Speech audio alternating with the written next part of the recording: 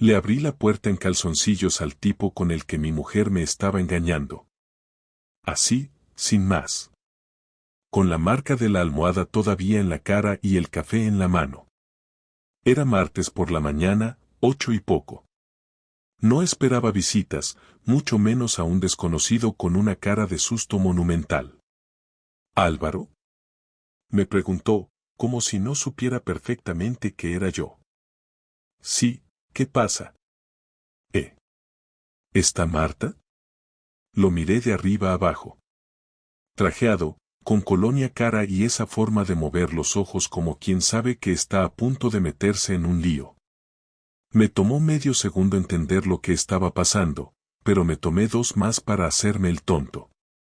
No, Marta está en el trabajo, mentí. ¿Quién eres tú? Soy su compañero, Rubén. Rubén. El nombre me sonaba. Y no por casualidad. Ah, tú eres Rubén, repetí en voz baja, como si estuviera confirmando algo. Él asintió, nervioso. Perdona, pensé que... Bueno, da igual. Lo siento, ha debido de ser un error. Dio media vuelta y bajó las escaleras tan rápido como pudo. Yo cerré la puerta con calma, dejé el café en la mesa y me senté en el sofá. No me temblaba el pulso, ni tenía el corazón acelerado. Me sentía, más que nada, ridículo. Había algo que había pasado desapercibido hasta ese momento, no me sorprendió. Era como si mi cuerpo ya lo supiera desde hacía tiempo. Como si me lo hubiera gritado durante semanas, pero mi cabeza no hubiera querido escucharlo. Durante días después de ese encuentro surrealista, no le dije nada a Marta. Ella seguía actuando como siempre, cariñosa, algo más distante últimamente, pero dentro de lo normal. Y eso fue lo que más me jodió. Que yo seguía creyendo que teníamos un matrimonio de verdad, mientras otro tipo pensaba que era buena idea venir a buscarla a casa a primera hora de la mañana. No fue una mirada sospechosa, ni una conversación rara, ni un mensaje en el móvil. Fue un tipo con corbata y pinta de haberse equivocado de guión, llamando a mi puerta como si estuviera pidiendo azúcar. Y eso fue lo que lo cambió todo.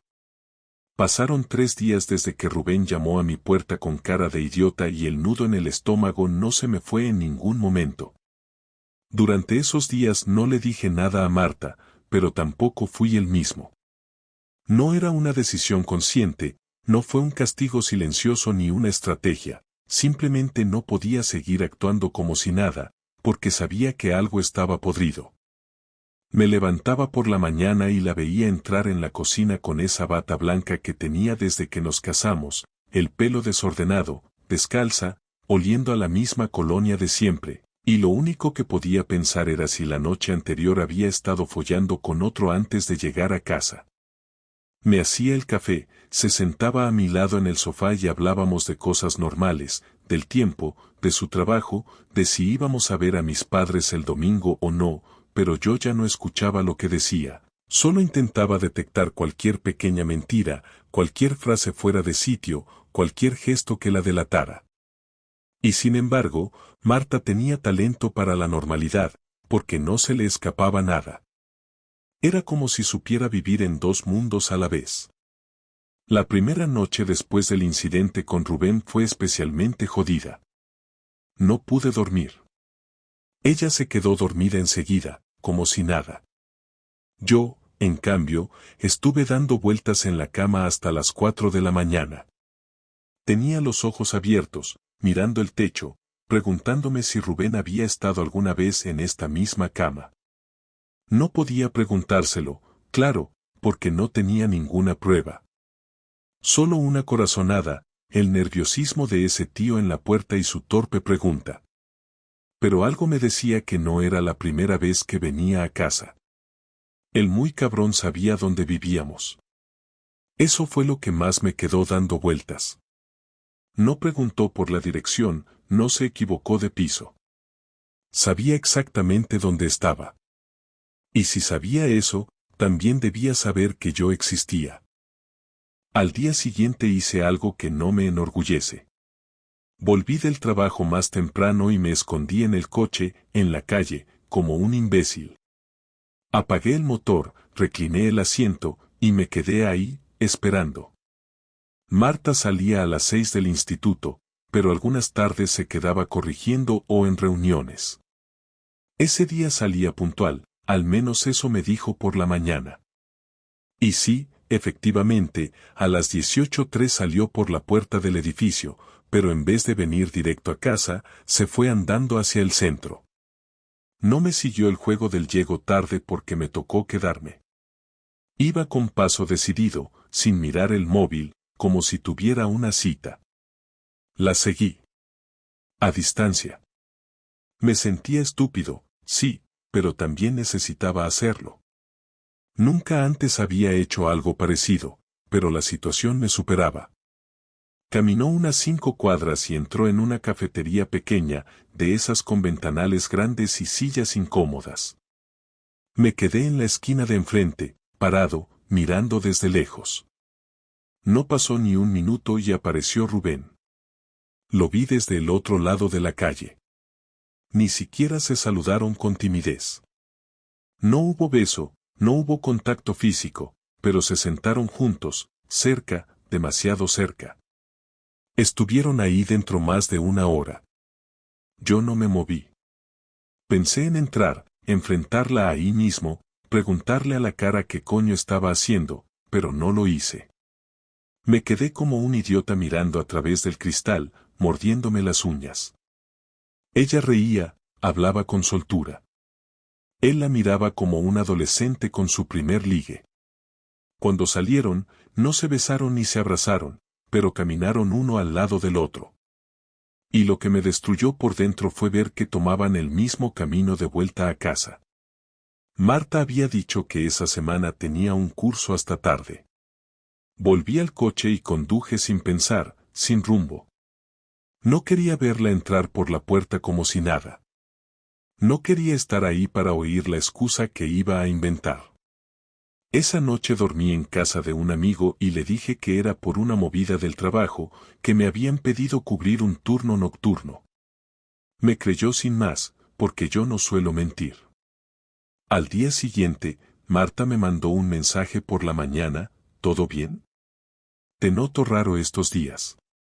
No respondí. No sabía qué decirle sin que se me escapara todo de golpe. En el trabajo no pude concentrarme. Pensaba en ella, en Rubén, en los cafés, en las conversaciones, en las risas.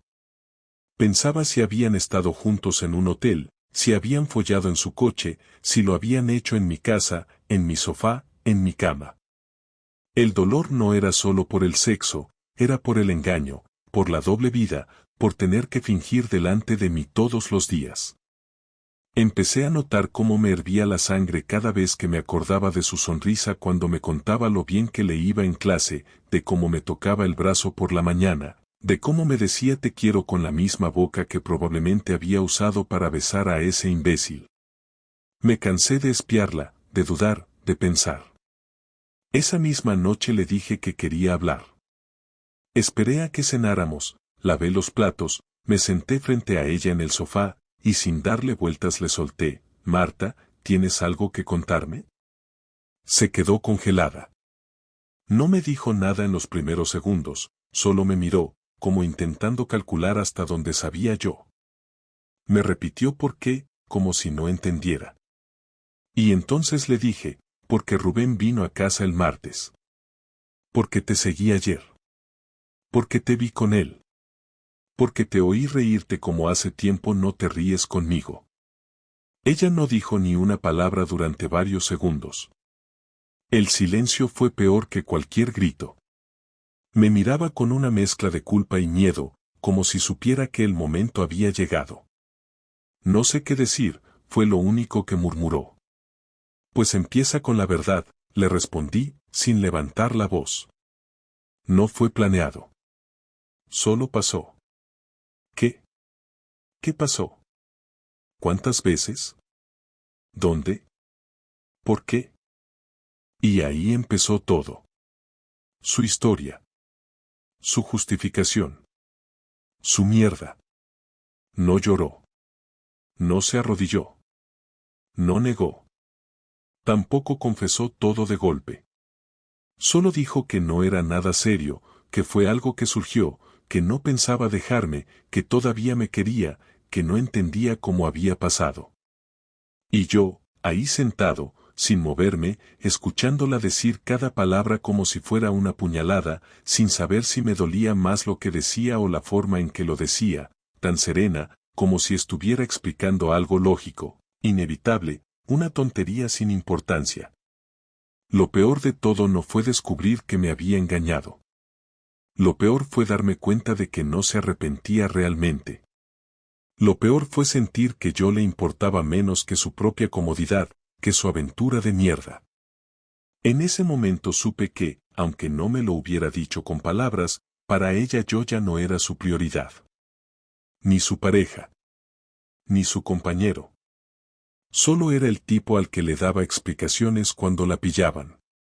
Cuando cerré la puerta del salón después de que Marta soltara esa primera media verdad, sentí que se abría un espacio tenso entre nosotros que ya no se podía ignorar. Un espacio en el que por fin todo lo que había callado durante días empezaba a tomar forma, pero también un espacio en el que ella empezó a ponerse nerviosa de verdad al darse cuenta de que ya no podía controlar la situación como antes. No me levanté ni me moví, simplemente me quedé sentado en el sofá mirándola fijamente, esperando a que continuara, pero ella parecía más preocupada por medir cada palabra que por decir la verdad. Le dije con calma que no quería frases sueltas ni justificaciones vacías, que necesitaba que hablara sin dar vueltas, porque si seguía escondiendo cosas la conversación iba a ir a peor.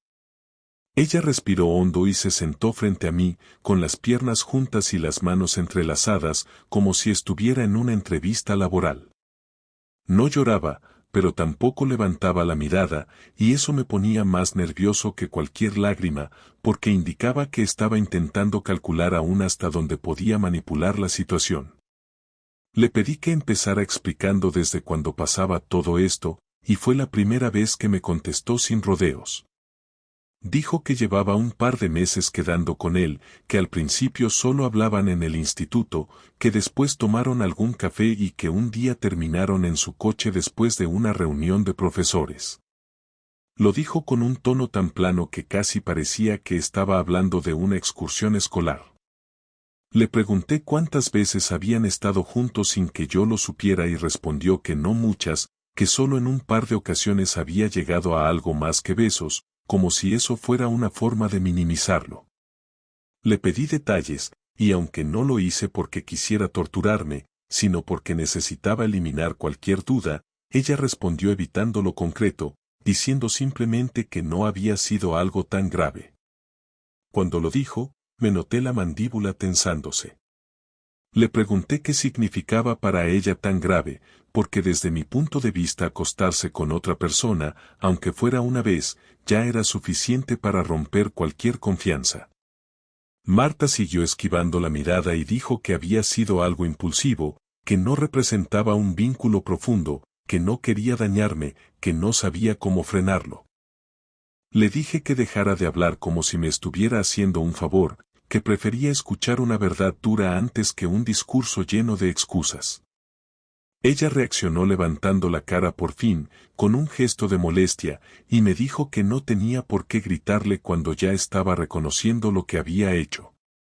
Me quedé sorprendido, porque no había levantado la voz en ningún momento. Ahí entendí que estaba intentando ponerse en el papel de víctima para disminuir mi reacción. Me incliné un poco hacia adelante y le dije que no había gritos, que lo que tenía era una paciencia que no sabía cuánto iba a durar si seguía desviando la conversación hacia mi actitud en lugar de hablar de lo que había hecho. Ella bajó la mirada otra vez, consciente de que ese truco no funcionaría conmigo. En ese momento respiró profundamente y empezó a hablar con más sinceridad, o al menos eso parecía. Dijo que se había sentido descolocada en los últimos meses, que yo estaba distraído con el trabajo, que la rutina se había vuelto pesada, que necesitaba sentirse escuchada y que Rubén se lo ofrecía. Lo escuché sin interrumpirla, porque ya sabía que tarde o temprano iba a intentar encajar el relato en una explicación emocional en lugar de asumir simplemente que había elegido engañarme. Cuando terminó, le dije que no confundiera necesidad de atención con traición, que cualquiera puede sentirse descuidado en algún momento, pero que la diferencia entre una persona madura y una irresponsable está en cómo gestiona ese malestar. Ella intentó justificarse diciendo que no había buscado nada, que todo había surgido en un momento de confusión. Le dije que no creía esa versión, porque al seguirlos el día anterior pude ver cómo se sentaban juntos sin tensión ni torpeza, como si llevaran tiempo funcionando así. En ese instante abrió mucho los ojos, entendió que sabía más de lo que había imaginado y su postura corporal cambió, ya no era solo una conversación incómoda, ahora sentía que había perdido el control por completo. Hubo un silencio largo, incómodo, pero no lo rompí yo, dejé que fuera ella quien hablara. Cuando lo hizo, dijo algo que me marcó profundamente. Dijo que no había querido herirme, pero que tampoco quería renunciar a lo que sentía cuando estaba con él. Esa frase me cayó como un golpe seco. Le pregunté si seguiría viéndolo aunque yo hubiera descubierto todo. No contestó de inmediato, lo cual era la respuesta en sí misma. Cuando por fin habló, dijo que no estaba segura, que necesitaba tiempo para pensar. Me reí, pero no porque me hiciera gracia, sino porque resultaba increíble escuchar que quien había traicionado la confianza durante meses ahora era quien pedía tiempo. Ella se molestó y me dijo que no era justo que la ridiculizara. Le dije que injusto era que hubiera metido a un tercero en nuestra vida mientras me abrazaba cada noche como si nada estuviera pasando. La conversación empezó a subir de intensidad cuando le pregunté si él sabía que seguíamos juntos, si Rubén estaba actuando como si no existiera el matrimonio o si ella le había dicho que estábamos en crisis. Ahí se puso más nerviosa. Me dijo que no habían hablado mucho del tema, que él suponía que las cosas no estaban bien. Le pregunté si eso se lo había dicho ella directamente. Marta admitió que le comentó que estábamos distantes. Le dije que esa distancia la había creado ella misma y que era muy conveniente usarla para justificar lo que hacía con él. Su rostro cambió entonces y se defendió diciendo que llevaba tiempo sintiéndose sola incluso cuando yo estaba en casa, que la convivencia se había vuelto automática. Le contesté que si algo no funcionaba entre nosotros, se hablaba, se trabajaba, se intentaba arreglar, pero que la opción nunca era incluir a otra persona a escondidas. Llegados a este punto la tensión era tan evidente que parecía que el aire del salón era más denso. Ella se levantó, empezó a caminar en círculos por la habitación como quien necesita moverse para no explotar, y dijo que no sabía explicar lo que le pasaba, que todo se había ido de las manos, que no planeó nada y que tampoco quería perder nuestra vida juntos. Le dije que esa frase la había escuchado muchas veces de otras personas y que siempre significaba lo mismo, que no estaba arrepentida del todo, sino solo del hecho de haber sido descubierta. Se detuvo y me miró fijamente, como si quisiera contradecirme, pero no lo hizo. Lo supo en ese instante. Supo que yo no era tan manipulable como pensaba. Me acerqué más, no para intimidarla sino para que no pudiera evadir la conversación, y le dije que necesitaba que asumiera lo que había hecho sin maquillarlo. Ella tragó saliva y reconoció que sí, que durante esos meses había sentido algo por el que la confundió, que le gustaba la atención, que le hacía sentir especial. Le pregunté si aún sentía algo por él en ese momento. No contestó, y otra vez el silencio fue más claro que cualquier frase. Me aparté un paso y le dije que se diera cuenta de la gravedad de lo que estaba confesando, porque no era un desliz aislado, sino un vínculo emocional que ella había permitido crecer a espaldas mías. Intentó acercarse a mí, poner su mano en mi brazo, pero la retiré. Se puso a llorar por primera vez, aunque noté que no lloraba por lo ocurrido, sino por el miedo a perder la estabilidad que había dado por sentada. Le dije que si quería tener alguna posibilidad de salvar el matrimonio, tenía que cortar toda relación con él de inmediato y con total claridad, sin medias tintas ni mensajes ambiguos. Ella dudó, respiró hondo y dijo que sí, que lo haría. Le pedí que lo hiciera en ese momento, delante de mí. Encendió el móvil, temblándole la mano, y buscó su nombre. Cuando abrió la conversación vi que había muchos mensajes recientes. Le pedí que se los ahorrara, que no quería ver nada más, solo quería escucharla decirle que todo había terminado. Llamó. Él contestó al segundo. Su voz sonó segura, confiada, como si estuviera acostumbrado a esa llamada. Marta dijo que no podían seguir hablando, que no era correcto, que no quería continuar. Él le preguntó si estaba conmigo. Ella dijo que sí. Hubo un silencio breve y después él respondió que lo entendía. Cuando colgó, Marta empezó a sollozar de nuevo, pero ya no tenía claro si lloraba por él, por mí o por ella misma. Me quedé quieto un momento, mirándola sin decir nada, y cuando intentó abrazarme, me aparté despacio. Le dije que eso solo había sido el primer paso, que aún quedaba mucho por resolver y que no esperaba confesarlo todo en un día, pero que desde ese instante necesitaba hechos y no discursos. Ella sintió con los ojos rojos y las manos temblorosas. Yo sabía que esa llamada no cerraba nada, solo habría una batalla nueva, una que iba a determinar si lo nuestro podía sobrevivir o si ya estaba condenado desde hacía tiempo. No fue una decisión que tomé al instante ni una reacción impulsiva nacida del orgullo herido, fue algo que fui preparando con calma, casi con frialdad, mientras Marta intentaba seguir con su vida como si esa llamada hubiera arreglado algo. Durante los siguientes días, ella se mostraba más atenta, más presente, incluso cariñosa, como si pensara que con eso podría tapar el agujero que había hecho.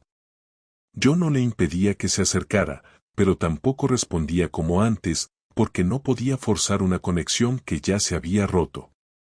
Dormíamos en la misma cama, pero yo no dormía igual. Escuchaba cada movimiento suyo en la noche y no porque temiera que volviera a mentir, sino porque no confiaba en su forma de gestionar nada. Ya no se trataba solo de la infidelidad, sino de su capacidad de construir excusas mientras sonreía y mantenía la rutina como si nada se estuviera cayendo. Mientras tanto, yo seguía en silencio, observando, esperando, analizando. Cada vez que me miraba con esos ojos de estoy intentando arreglarlo, yo pensaba en cómo ella le mentía a Rubén mientras le decía que me quería. Empecé a revisar cosas del pasado, a recordar fechas, conversaciones, viajes, y cada pequeño momento sospechoso cobraba ahora un nuevo sentido.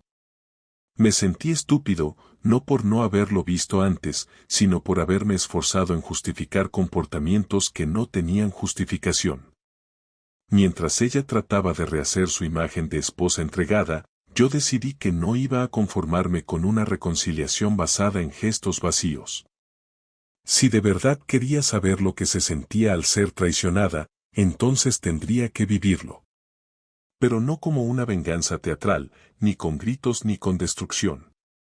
Quería que le doliera donde más importaba, en el orgullo.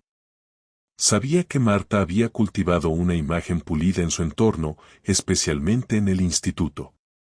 Era de esas profesoras queridas, simpáticas, con reputación de ser seria y responsable, alguien con quien se podía contar. Nunca había tenido escándalos, nunca había levantado sospechas. Rubén, por otro lado, tenía un historial menos limpio. Había tenido algún roce con otros compañeros y un par de veces lo habían llamado la atención por su comportamiento con alumnas. Nada que llegara a ser formalmente grave, pero sí lo suficiente como para saber que no era el mejor referente. Usé eso como punto de partida. Sabía que su relación no había sido solamente emocional. Aunque ella insistiera en que no se acostaron más que un par de veces, la manera en que se miraban aquel día en la cafetería decía otra cosa. Fui recolectando cosas sin que se diera cuenta. Revisé nuestro ordenador compartido, donde ella tenía guardadas algunas capturas de pantalla de conversaciones de trabajo que, sin querer o sin pensar, incluían partes de su chat con él. No eran evidencias explícitas de sexo, pero sí de una confianza muy íntima, bromas personales, horarios cruzados, referencias a encuentros que ya no podía negar.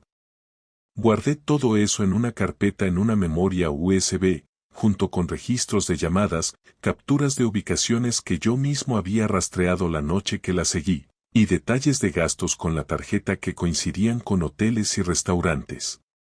No lo hice porque pensara demandarla o destruirla legalmente, sino porque quería que supiera que lo sabía todo, absolutamente todo, sin margen para que lo negara o se escondiera. Una vez que tuve todo listo, me dediqué a diseñar el golpe de forma quirúrgica. Un viernes por la tarde, cuando ella estaba en el instituto y yo tenía la tarde libre, imprimí todo el material, lo clasifiqué y lo guardé en un sobre que llevaba su nombre y su cargo en el instituto. Preparé otro igual para la dirección del centro y uno más para el Departamento de Recursos Humanos. No los envié de inmediato. Primero necesitaba ver su reacción cuando entendiera que ya no tenía control de la narrativa. Esa misma noche, cuando llegó a casa y se metió a la ducha, dejé una copia del sobre encima de su bolso, donde sabía que lo vería al salir. Me senté en la cocina a esperarla, cenando como si fuera una noche cualquiera.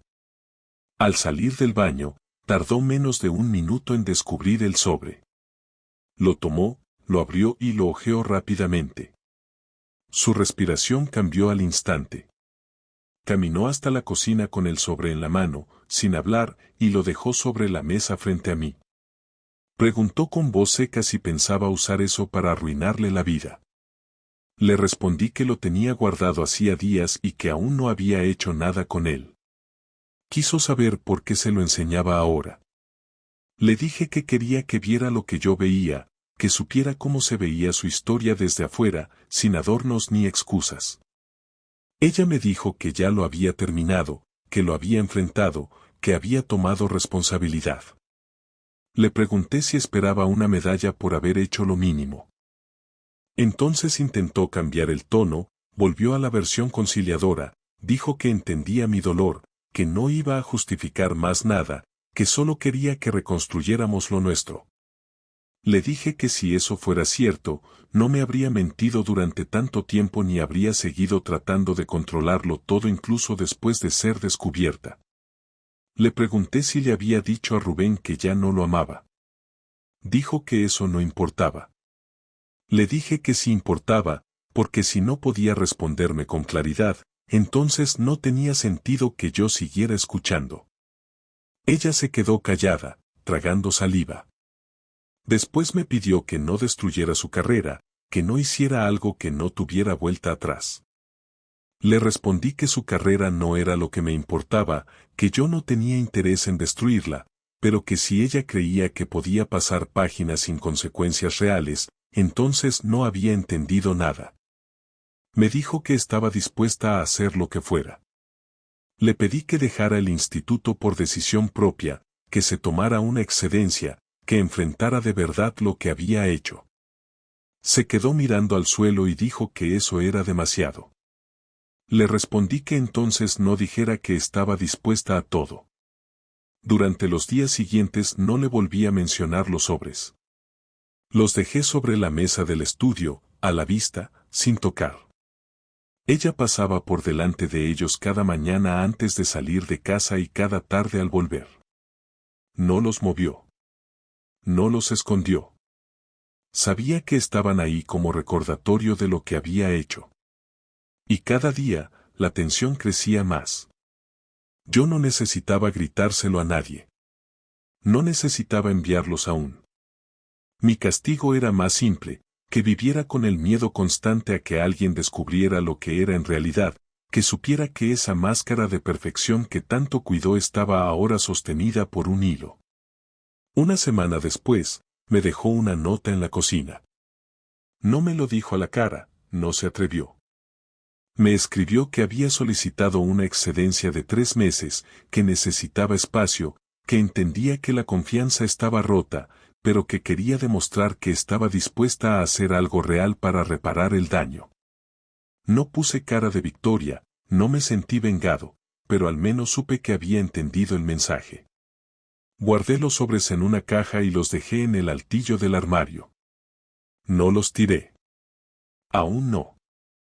Después de la nota que dejó Marta sobre la excedencia, no hubo una gran conversación, ni una escena dramática, simplemente se fue una mañana temprano, con una maleta mediana, diciendo que iba a quedarse unos días en casa de su hermana en Teruel, que necesitaba tiempo para pensar y que yo también podía aprovechar ese tiempo para pensar si quería seguir en esto o no. Cerró la puerta con un gesto lento, sin esperar ninguna respuesta, sin pedirme que la acompañara, sin mirarme 2 veces. Me quedé en la cocina, con el café a medio tomar, sintiendo por primera vez en semanas que podía respirar sin tener que interpretar cada mirada o palabra. No me fui a trabajar ese día, no encendí el televisor, no hablé con nadie. Me senté en el sofá con el móvil en la mano sin tocarlo, pensando en todo lo que había pasado en tan poco tiempo. Me sorprendía la velocidad con la que una vida construida durante años podía cambiar por completo en cuestión de semanas. No tenía intención de victimizarme ni de convertirme en el mártir de una historia que, al final, también era responsabilidad mía por no haberme dado cuenta antes de lo que se estaba pudriendo. Durante esos días en que estuve solo, traté de ordenar las cosas no solo en la casa, sino también en mi cabeza. Revisé las cuentas, la hipoteca, los seguros, las cosas que normalmente hacíamos entre los dos, y noté lo fácil que era hacerlas yo solo. No porque fueran simples, sino porque ya no me pesaba la presencia de alguien al lado fingiendo una normalidad que no existía. Lo curioso fue que empecé a dormir mejor. No soñaba con ella ni me despertaba sobresaltado, y aunque seguía sintiendo una mezcla de rabia, decepción y algo de tristeza, también empezaba a sentir cierta claridad. No le escribí. No le pregunté dónde estaba ni qué hacía. Ella tampoco me escribió, al menos no en los primeros días. Me limité a seguir con mi rutina como si ya viviera solo, y eso me ayudó a darme cuenta de que podía hacerlo perfectamente. Una semana después de irse, me escribió un mensaje corto. Me dijo que quería que habláramos, que no por teléfono, que necesitaba hacerlo en persona. Le respondí que sí, pero que no tenía ninguna prisa. Ella insistió y acordamos vernos en casa el domingo por la tarde. Me pidió que fuera una conversación sin reproches. No le contesté. Llegó puntual, con la misma maleta con la que se fue. No parecía más delgada ni más cansada, pero sí más tensa. Se sentó frente a mí en el salón, en el mismo sofá donde semanas antes había negado todo, y me dijo que durante esos días había pensado mucho. Empezó a hablar de nosotros como si estuviéramos en terapia, usando frases como lo que construimos, lo que dejamos de ser, lo que nos descuidamos, y aunque no levanté la voz ni la interrumpí, le dije que no pensaba seguir escuchando si me hablaba como si esto fuera culpa compartida. Le pedí que hablara de lo que había hecho ella, no de lo que habíamos dejado de hacer los dos. Me miró con cierta incomodidad, tragó saliva y dijo que entendía mi postura, que no pretendía evadir lo que había pasado. Le pregunté por qué no había terminado conmigo antes de involucrarse con otro. Me respondió que no había sido tan racional, que se dejó llevar. Le dije que eso no era una respuesta válida. Ella me preguntó si había alguien más en mi vida. Le dije que no lo necesitaba. Marta bajó la mirada y preguntó si pensaba perdonarla. Le respondí que no era cuestión de perdón, sino de confianza, y que eso no se reconstruía con disculpas o con una excedencia temporal. Le dije que durante estos días me había sentido más tranquilo que en meses, que no había tenido que fingir, que no había tenido que observar cada gesto buscando una señal de mentira. Le pregunté si podía decirme con total certeza que nunca más hablaría con Rubén, que no quedaría un resquicio abierto entre ellos. Me dijo que sí, sin titubear. Le dije que eso ya no era suficiente. No me levanté, no me moví del sofá. Le pedí que me explicara por qué quería seguir conmigo. Ella se quedó en silencio unos segundos y dijo que todavía me quería, que todavía sentía cosas por mí, que no quería tirar todo por la borda.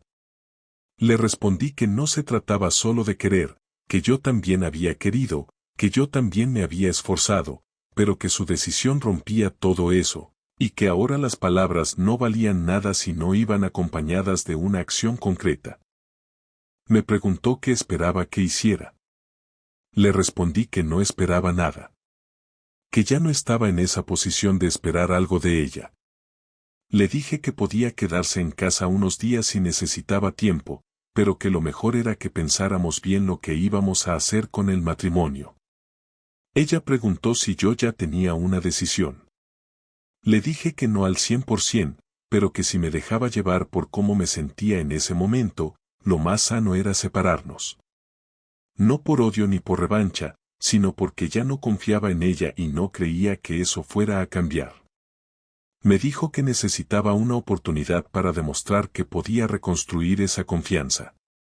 Le respondí que la confianza no se reconstruía por voluntad unilateral, que era un proceso largo, y que no tenía claro si valía la pena recorrerlo con alguien que había tomado decisiones tan egoístas durante tanto tiempo. Nos quedamos en silencio unos minutos. Ella se levantó, fue al baño, regresó con los ojos rojos pero sin lágrimas, y me dijo que si al menos quedaba una posibilidad, estaba dispuesta a empezar desde cero. Le respondí que ya no creía en empezar desde cero, porque ya no éramos los mismos. Le dije que necesitaba tiempo, pero que no quería una pausa sin sentido, sino algo concreto.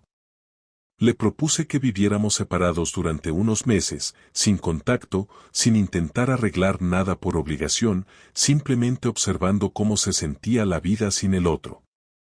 Marta dijo que eso le sonaba a antesala de un divorcio. Le respondí que tal vez sí, pero que también podía ser la única forma de saber si lo que quedaba entre nosotros era real o solo el reflejo del miedo a estar solos. Ella aceptó. Nos dimos la mano, no nos abrazamos. Esa noche no se quedó. Se fue de nuevo a casa de su hermana. Antes de cerrar la puerta, me dijo que me iba a demostrar que aún podíamos ser nosotros. No le contesté. Cerré la puerta, volví al salón y me senté en el mismo sofá, exactamente en el mismo lugar donde había escuchado todas sus mentiras y todas sus excusas. Solo que esta vez no sentía rabia. Solo sentía que el proceso estaba llegando a un final que, fuera cual fuera, ya no me daba miedo. Después de que Marta se fuera por segunda vez, la casa se quedó igual de silenciosa que antes, pero esta vez el silencio no me pesaba, no me incomodaba ni me obligaba a buscar distracciones. Simplemente era parte de la nueva normalidad y me pareció soportable, incluso necesaria.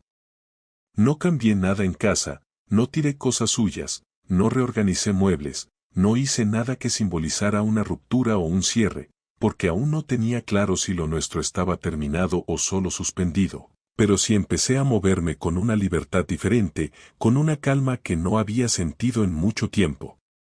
Me levantaba sin pensar en lo que ella haría, no revisaba el móvil, no tenía esa sensación constante de que algo podía estallar en cualquier momento. Me centré en trabajar, en dormir bien, en comer a mis horas, en no depender de lo que hiciera o dejara de hacer. Durante los primeros días, ella no escribió. Yo tampoco. No porque quisiera castigarla con el silencio, sino porque necesitaba probarme que podía seguir sin buscar su aprobación, sin ese ciclo enfermizo de culpa, reconciliación, promesas y rutina. Una tarde de domingo, 2 semanas después de nuestra última conversación, salí a caminar por el barrio sin rumbo, algo que antes hacía con ella, pero que ahora parecía completamente nuevo.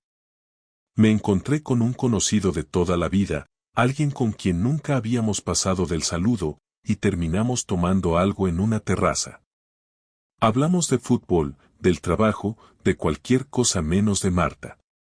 En algún momento mencionó que había visto a Rubén por el centro, solo, con cara de estar teniendo un mal mes. No le di importancia. Volví a casa sin sentir nada en particular por esa información. Lo que me importaba ahora era lo que iba a hacer yo con mi vida, no lo que hacían ellos. Empecé a entender que mi historia con Marta ya no era el centro de todo, que podía seguir adelante sin necesidad de dramatizar ni de arrastrar esa experiencia como si fuera una carga eterna. No me olvidaba de lo que había pasado, pero tampoco lo usaba como excusa para quedarme estancado. Si ella quería reconstruir algo, tendría que hacerlo desde cero, y si no, yo seguiría sin ella, sin necesidad de explicarlo más. Un día me llegó un correo de Marta. No fue un mensaje emocional ni una carta extensa. Solo decía que estaba en terapia, que había empezado sesiones semanales con una psicóloga especializada en relaciones y que no lo hacía para recuperarme a mí, sino porque había entendido que necesitaba arreglar cosas propias. Me pareció bien.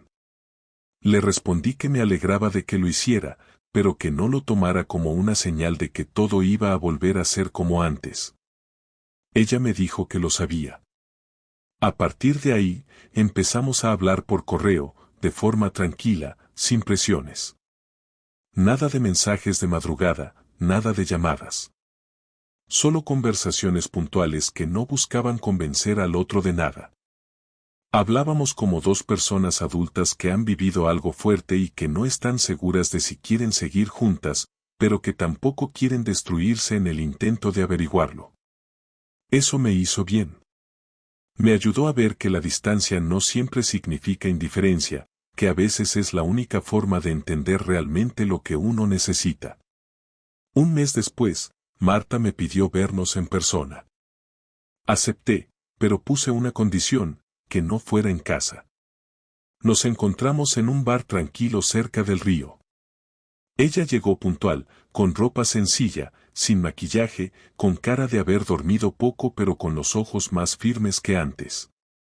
Me dijo que no venía a pedirme nada, que no esperaba que decidiéramos nada en ese momento, que solo quería mirarme a los ojos sin la presión de arreglarlo todo.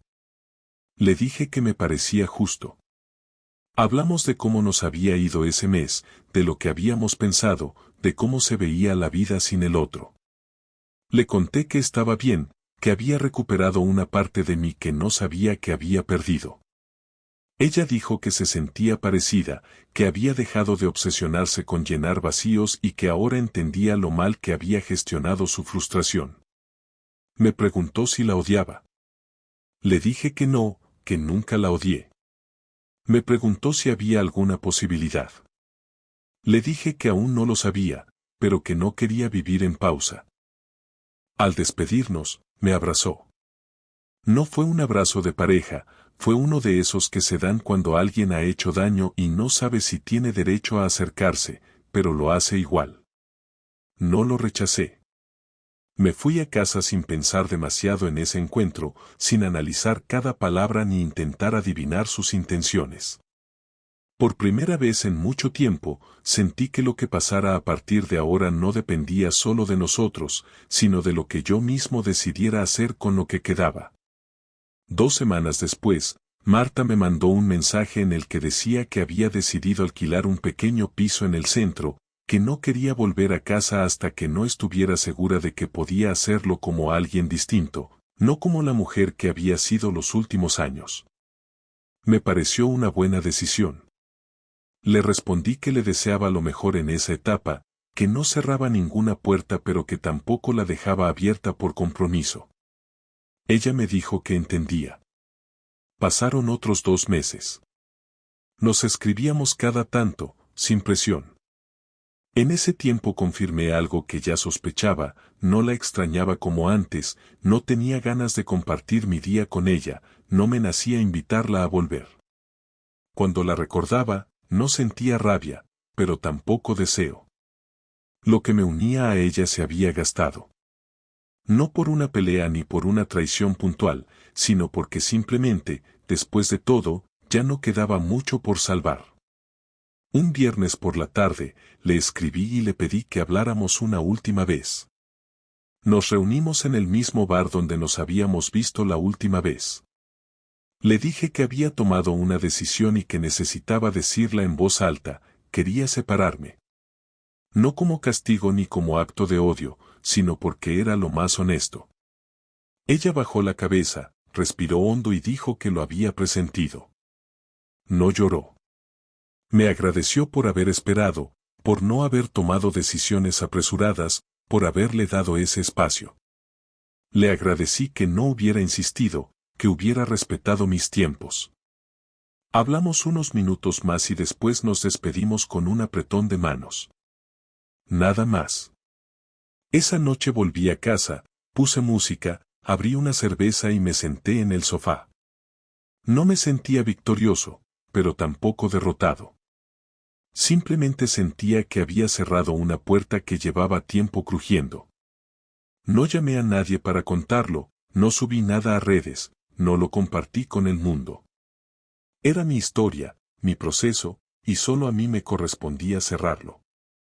Días después iniciamos los trámites de separación. Todo fue tranquilo, sin abogados, sin peleas por cosas materiales. Ella se quedó con algunas cosas, yo con otras. Lo hicimos como dos personas que alguna vez se quisieron, que luego se hirieron, pero que al final decidieron no destruirse del todo. Ahora vivo solo, pero no me siento solo. Tengo más claro lo que quiero y, sobre todo, lo que no pienso volver a permitir en una relación.